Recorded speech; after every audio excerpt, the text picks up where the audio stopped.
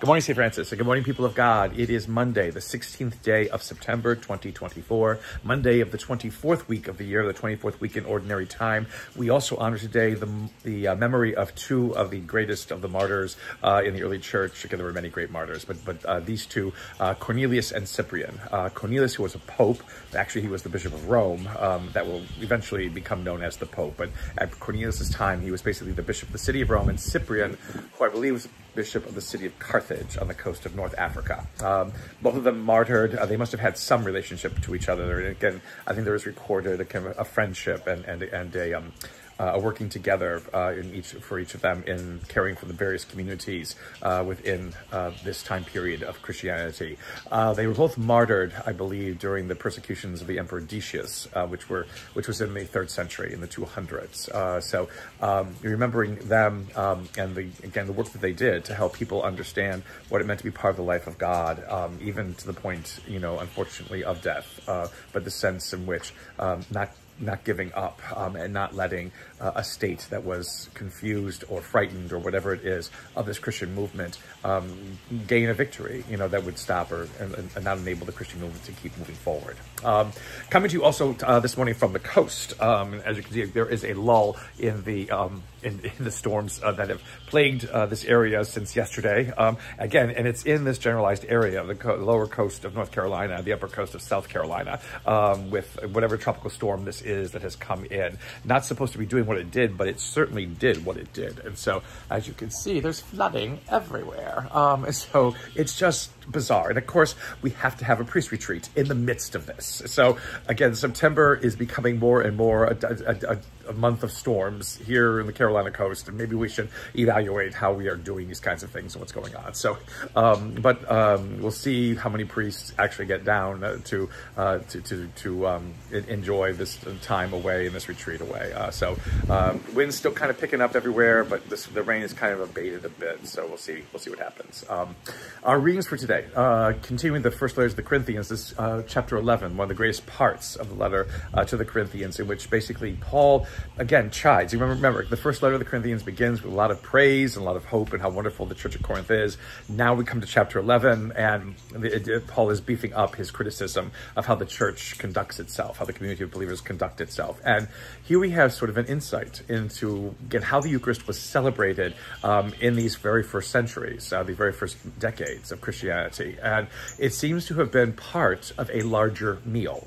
Again, a meal in which food was eaten, not just the body and blood of Christ, but other types of food and whatever it is. The problem with this, though, is that there are some people who are feasting, bringing their own, I guess everybody brought their own picnic, and then together at the end of eating at this time, they would then celebrate, a breaking of bread and a sharing of the cup.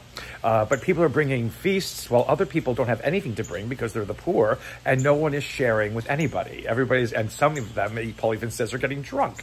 Can you imagine that? A mass where everybody was getting drunk. Again, what the mass has become today in a kind of sanitized, sacred experience was not how the ancients celebrated it, which is wonderful to conceive. Again, how they would have done this. No quiet, no kneeling, no moving into pews, no, whatever it is that we conduct ourselves with in churches today. This might have even been outdoors in some ways, or at least maybe at somebody's house, because there are no churches in Paul's time. But the Corinthians just seem to be not understanding exactly what it means to eat and drink the body and blood of Christ. And so they are basically just doing as they always do, and then attaching to it, this little thing that's called a love feast and caring for one another and whatever it is. It's not really true. It's not really enacted in a positive, authentic way. And so Paul basically, says, don't do this. This is not the way to conduct the Lord's Supper. Then he goes on to say, again, how he has told them about the Lord's Supper, which is this great handing on, of this meal, that Jesus took bread and took wine and blessed it. And again, passing it on to many others and now to Paul himself. And this basically concludes, this passage concludes basically with Jesus saying, or with Paul saying, when you eat, wait for each other and then eat together. And it's not just the body and blood of Christ. It is this meal that preceded, this moment of Eucharist, all tied in together.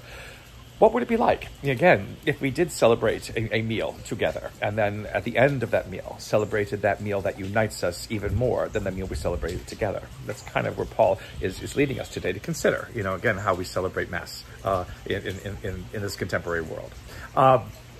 In Luke's Gospel, we have the great event of the person who has a sick person that's very close to them. In some of the Gospels, it is a daughter of a synagogue official. Sometimes it's a child of somebody else. Here in Luke's Gospel, it is a centurion, a non-Jew, basically, who has a servant who is like a child to him who is sick.